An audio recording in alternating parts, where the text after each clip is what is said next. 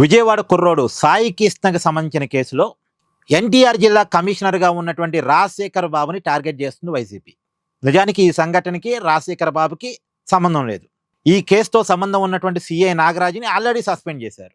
కానీ రాజశేఖర్ బాబుని ఎందుకు టార్గెట్ చేస్తున్నారు అంటే దాని వెనకాల వైసీపీ వ్యూహం ఏంటంటే, ఆంధ్రప్రదేశ్లో వైసీపీ అధికారంలో ఉన్నప్పుడు జరిగినటువంటి మద్యం స్కామ్ని విచారించి చాలా విషయాలు బయటకు తీసుకొచ్చింది ఈ రాజశేఖర్ బాబే.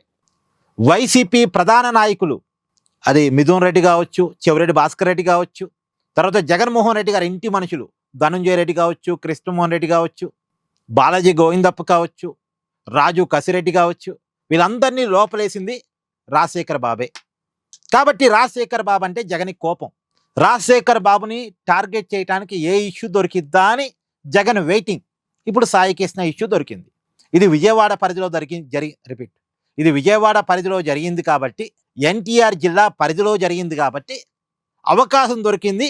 ఇక రాజశేఖర్ బాబు మీద ఇష్యూని తోసేయాలి, రాజశేఖర్ బాబుని టార్గెట్ చేయాలి.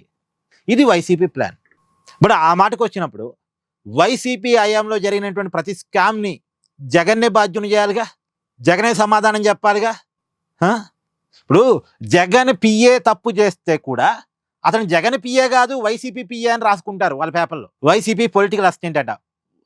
జగన్ పొలిటికల్ అసిస్టెంట్ని వైసీపీ పొలిటికల్ అసిస్టెంట్ చేశారు కేఎన్ఆర్ని.